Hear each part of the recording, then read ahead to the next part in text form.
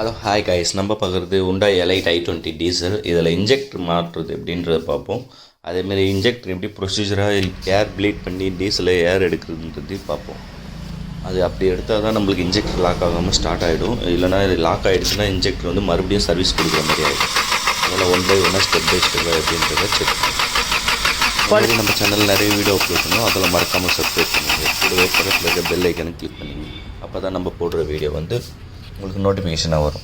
Okay, thank you friends. இந்தமாரி நம்ம சேனலில் நிறைய வீடியோ அப்லோட் பண்ணுவோம். Okay, tata, bye bye.